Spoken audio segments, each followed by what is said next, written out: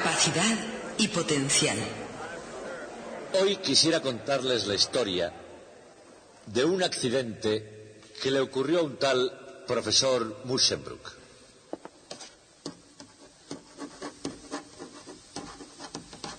De la Universidad de Leiden en el año 1745. Por aquella época se creía que la electricidad podía ser una especie de fluido, y Musschenbroek quería hacer una solución del fluido eléctrico en agua corriente. Así que un amigo suyo llamado Andreas Cunias, que actuaba como ayudante suyo, cogió una botella de agua como esta que tengo en la mano y le puso un tapón pinchado con una larga aguja. Luego mantuvo la aguja en contacto con el polo de un generador electrostático, algo así como ese, para que el fluido eléctrico pudiera bajar por la aguja hasta el agua y crear la solución. Y entonces, cuando cogió la aguja para sacarla del agua, hizo un descubrimiento absolutamente sacudiente. Pero Musschenbroek no se desanimó en absoluto. Se encontró a sí mismo como voluntario y continuó su investigación. Y ese descubrimiento, que vino a ser conocido como la botella de Leyden, sería uno de los descubrimientos más importantes del siglo XVIII. Porque antes de esto, la electricidad era una mera curiosidad tan solo, pero después se convirtió en algo auténticamente poderoso. Para apreciar el impacto que este descubrimiento causó en su tiempo, tienen que entender algo del modo en que se hacía la ciencia. Los que se dedicaban a experimentar con la electricidad se llamaban electricistas y formaban una especie de hermandad que, como cualquier otra, tenía sus ritos y sus reglas. Ahora bien, en aquel tiempo había instrumentos rudimentarios que podían medir la cantidad de electricidad que se había producido.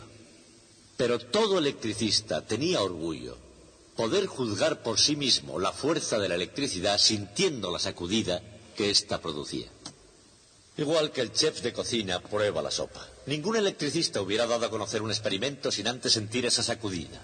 Bien, antes del descubrimiento de la botella de Leyden, eso era inofensivo. Pero después se convirtió en algo completamente diferente. No corrían buenos tiempos para los electricistas. El propio Musschenbroek, que fue el primero en sentirla, después escribió a un amigo que no volvería a hacerlo ni por todo el reino de Francia.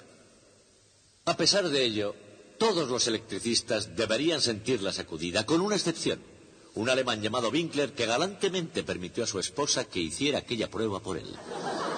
Las botellas de Leyden resultaron muy fáciles de fabricar. Sin embargo, era muy difícil comprender por qué funcionaban.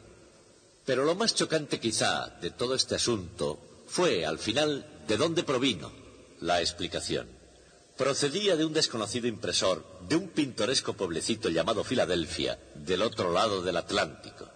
Se llamaba, por supuesto, Benjamin Franklin.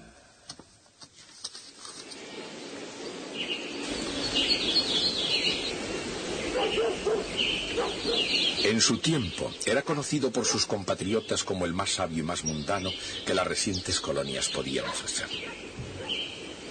En Inglaterra y Francia era una figura legendaria y enormemente popular. Hoy en día le recordamos como un hombre de Estado que se interesaba también por la ciencia. De hecho, era un jugador serio y muy importante en la historia de la ciencia. Y el que fuera con mucho su más importante trabajo científico tuvo que ver con la electricidad. A finales del siglo XVIII, la gente por todo el mundo estaba fascinada con el fenómeno de la electricidad. Dicen que en Japón la gente formó una larga hilera, cogidos todos de la mano, y por último un valiente tocó algo llamado condensador. Desde luego, puede que eso solo haya sido un rumor, porque en los días en que Benjamin Franklin paseaba por las calles de Filadelfia, casi todo el conocimiento científico del mundo sobre la electricidad podía caber en una botella de Leyden.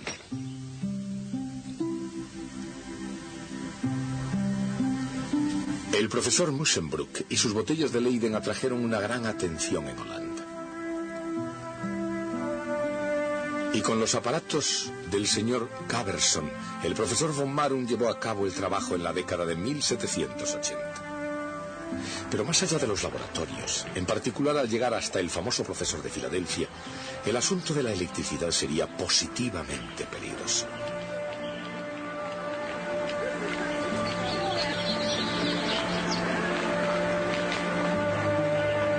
De hecho, Franklin, tratando de asar un pavo por electrocución, casi estuvo a punto de electrocutarse él mismo. Franklin describió los peligros de la electricidad en sus propias palabras. Parecía un soplo del universo por todo el cuerpo, seguido de un violento temblor en el tronco. Se me inflamó la mano. Mis brazos y la parte de atrás del cuello quedaron de alguna manera entumecidos y el esternón dolorido durante una semana. Evidentemente Franklin había descubierto cómo no se deben hacer experimentos eléctricos. Para las crónicas, sin embargo, este error fue tan extraño como el propio hombre. Después de todo, él fue el primero en publicar una teoría sobre carga eléctrica y fuerza eléctrica. Más tarde se elaborarían los detalles, pero, hablando en términos modernos, ¿hacia dónde se dirigía Franklin? En la proximidad de una carga positiva, la fuerza eléctrica repele a una carga de prueba positiva. Es necesaria una fuerza exterior para aproximar más la carga, realizando trabajo contra la fuerza eléctrica. Trabajo positivo si el movimiento tiene una componente opuesta a la fuerza eléctrica. Trabajo negativo si tiene una componente a lo largo de la fuerza. Y ningún trabajo en absoluto si el movimiento es perpendicular a la fuerza eléctrica. El trabajo neto se calcula integrando el producto escalar de la fuerza eléctrica por el vector desplazamiento a lo largo de cualquier trayectoria a través del campo eléctrico.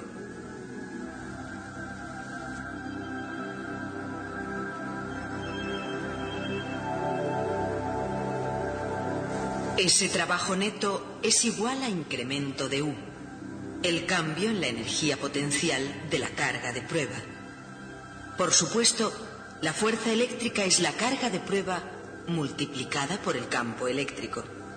Así, el cambio en la energía potencial es igual a la carga de prueba multiplicada por algo que depende solo de la trayectoria a través del campo. Ese algo, incremento de V, recibe el nombre de diferencia de potencial eléctrico y se mide en voltios. El potencial eléctrico o voltaje depende solo de la posición en el campo eléctrico. La diferencia de potencial es igual a menos la integral de E escalar diferencial de R a lo largo de cualquier trayectoria que una dos puntos.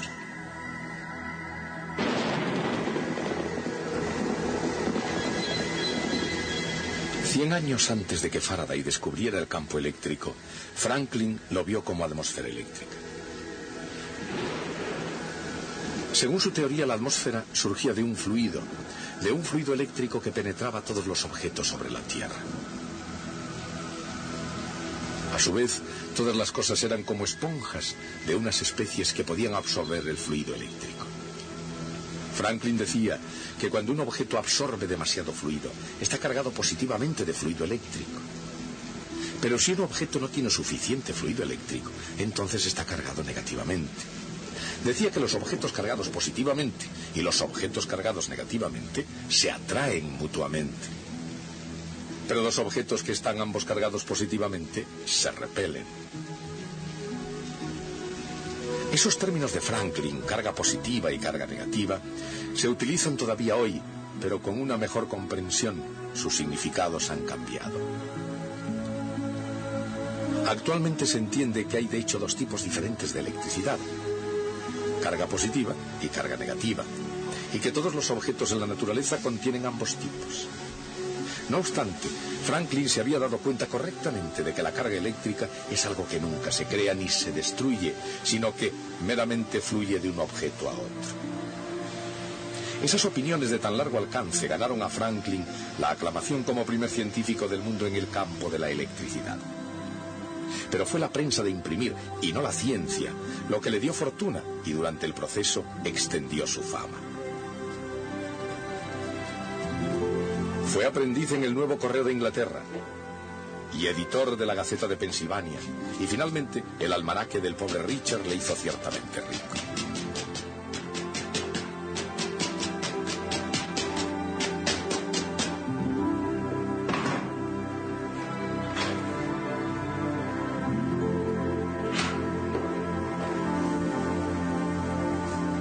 Aunque en 1748 dejó el negocio para dedicarse enteramente a la ciencia, por las venas de Franklin fluyó una buena cantidad de tinta de imprimir durante el resto de su vida. Nunca estuvo satisfecho solamente con leer y escribir los sucesos de su época.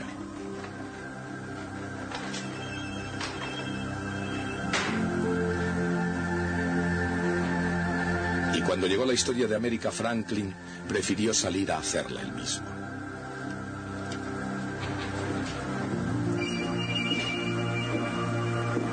Y así como la presencia de Franklin fue importante en las colonias, en Europa era una figura completamente legendaria. Fue una figura enormemente popular en Inglaterra y Francia, profundamente admirado como hombre de Estado, como filósofo y como científico, que increíblemente había surgido de las incivilizadas colonias americanas. Fue también muy afortunado a lo largo de toda su vida. Solo unas horas antes de tener que presentar sus credenciales ante la corte de Luis XVI, se dio cuenta de que la peluca empolvada y el traje de ceremonia que le habían preparado le estaban demasiado pequeños. Franklin apareció audazmente con traje de calle y su propio pelo, y en vez de ser ridiculizado, fue inmediatamente aclamado como hijo de la naturaleza de los bosques del interior.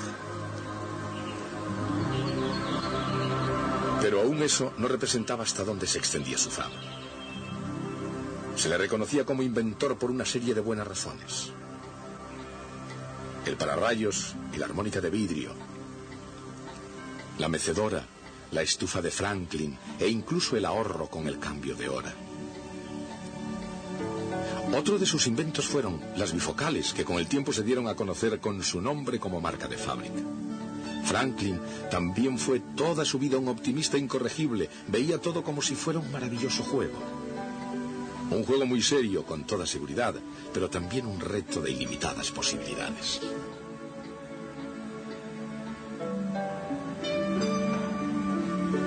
¿Qué se siente al flagelar un torbellino de aire con un látigo o al cazar relámpagos con una cometa? Franklin era el único hombre sobre la Tierra que podía responder a esas preguntas por propia experiencia. Sobre el mar o sobre la tierra, Franklin estudió todo lo que su mente podía captar y escribió todos sus trabajos con mucho detalle. En parte, Franklin fue llamado doctor por sus escritos sobre la enfermedad y la práctica de la medicina. Suministró, como otros, electrochoques para el tratamiento de la parálisis y de sus diversas formas. Sin embargo, a diferencia de sus contemporáneos médicos, concluyó finalmente que el único beneficio de tal tratamiento de choques venía del ejercicio que los pacientes realizaban caminando hasta y desde su casa para ser visitados. Pero desde un punto de vista científico, lo más excitante fue, y continúa siendo, su agudeza sobre el propio fluido eléctrico. Aunque retrospectivamente no sea difícil encontrar 2 o 3 imperfecciones en la teoría del Dr. Franklin, fue su teoría la más avanzada de su tiempo y en su conjunto era correcta. Su fluido eléctrico contenía la chispa de las cosas por venir.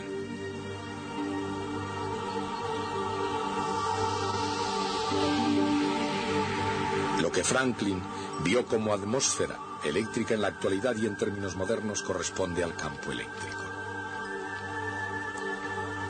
Alrededor de todos los objetos dotados de una carga eléctrica neta hay un campo eléctrico. Por supuesto, si las cargas positivas y negativas de un objeto están equilibradas, el objeto es eléctricamente neutro y de hecho no produce campo eléctrico lejos.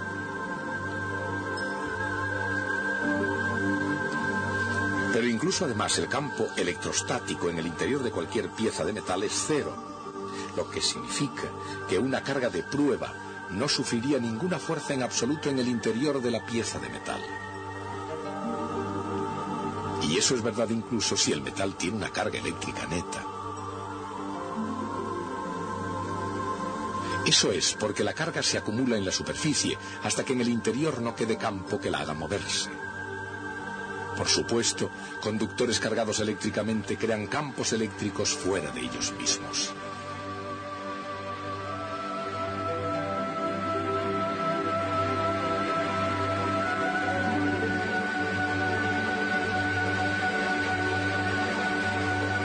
Pero en su interior no hay campo en absoluto. Y como entre dos piezas de metal cargadas eléctricamente con cargas de signo contrario hay campo eléctrico, entre ellas tiene que haber una diferencia de potencial.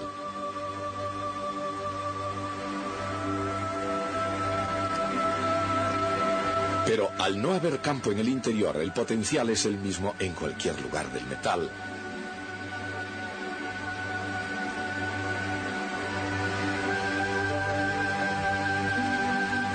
De modo que cada pieza de metal es una región de potencial constante. La diferencia de potencial entre dos piezas de metal depende de cuánta carga neta tenga cada una. La carga negativa reduce el potencial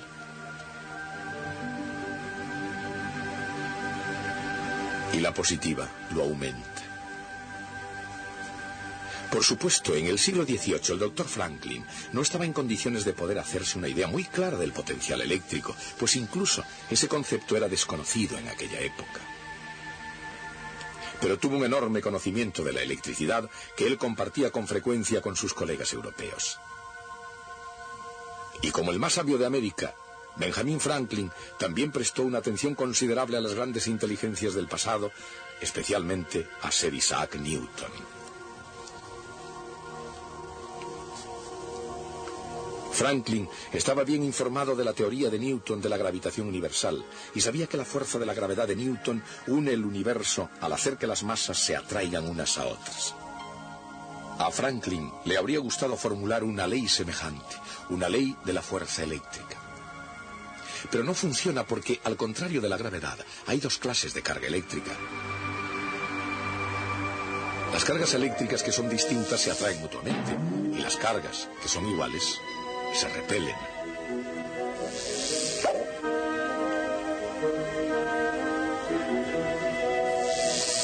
Esa es una razón por la cual una pila ordinaria tiene la capacidad de crear un campo eléctrico.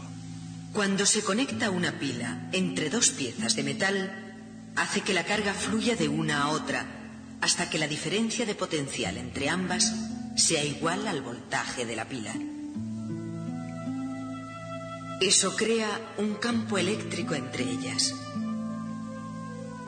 Cuando se dobla el voltaje, también se dobla la carga, así como la diferencia de potencial y el campo eléctrico.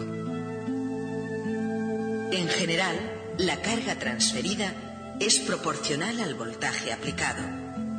La constante de proporcionalidad C se llama capacidad.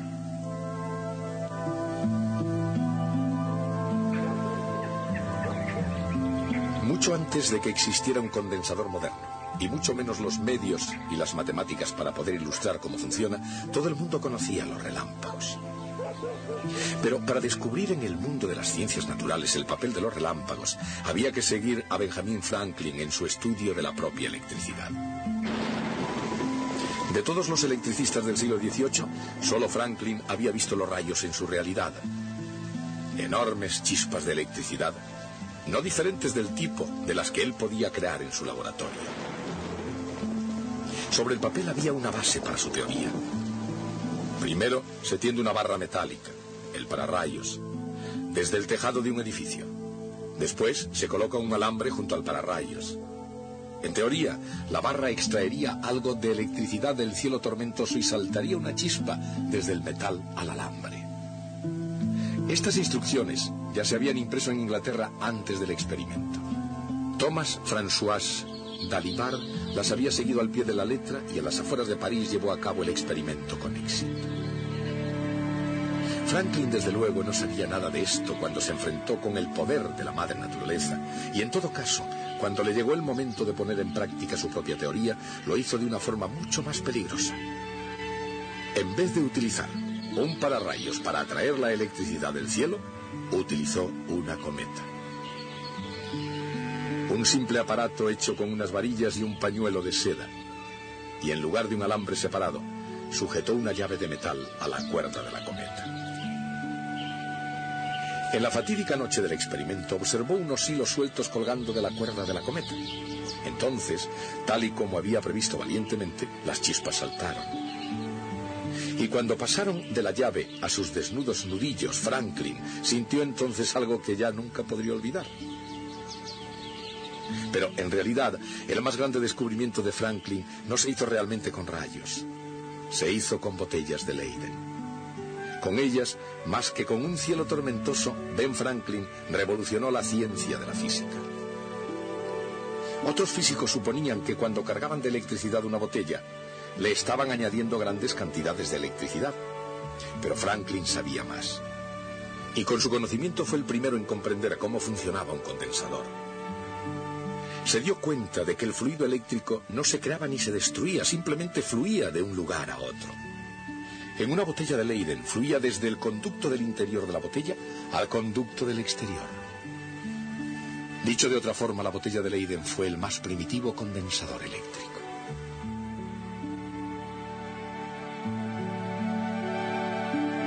Dos piezas cualesquiera de metal pueden formar un condensador sin importar su forma.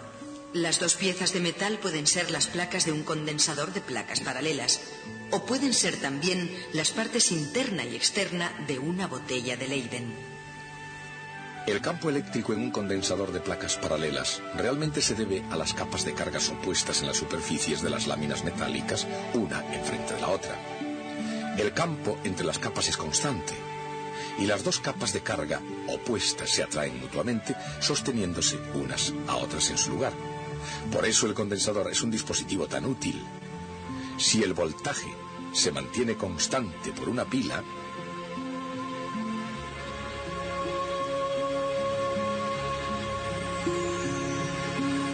la carga y por tanto la capacidad cambia inversamente a la distancia entre las placas y es directamente proporcional al área de las mismas.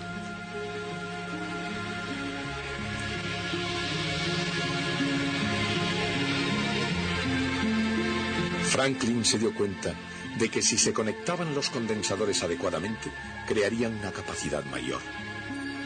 Adecuadamente significaba en paralelo. Una serie de botellas de Leyden, una a continuación de otra, de hecho, creaba una capacidad más pequeña, pero un grupo de botellas de Leyden en paralelo mostraba ser una excelente combinación. Y Franklin lo llamó batería eléctrica, otro término que tiene hoy un significado diferente. Pero lo importante no es el término, es la idea. Y solamente Benjamin Franklin se dio cuenta que no se necesitaba una botella de Leyden para conservar la electricidad. Un simple par de placas de metal paralelas harían el mismo efecto. A pesar de sus inexactitudes poco frecuentes, el estudio de Franklin sobre electricidad fue un hito científico, pero aún así siempre se recordará más a Ben Franklin como un hombre de Estado y un notable funcionario público. Aquí en Filadelfia creó el primer hospital público, la primera biblioteca pública y el primer servicio de bomberos. Como delegado en el Congreso de Albany en 1754, fue tan osado como para proponer una unión de las colonias.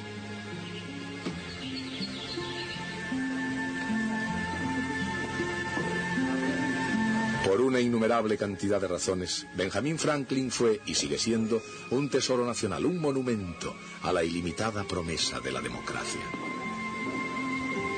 En esta habitación, con el esmero de un erudito y la moderación de un estadista, fijó el curso y moldeó los ideales de una nación recién nacida. Pero como científico, Ben Franklin fue el más importante de los filósofos de las ciencias de la naturaleza. No solo entonces, sino hoy en día, por todo el mundo de la ciencia. Franklin era muy listo. Tal vez su más inteligente invento fuera el pararrayos. Pero no fue el único en inventarlo. Tenía un competidor en Inglaterra que también inventó uno, y ambos no estaban de acuerdo en un cierto detalle.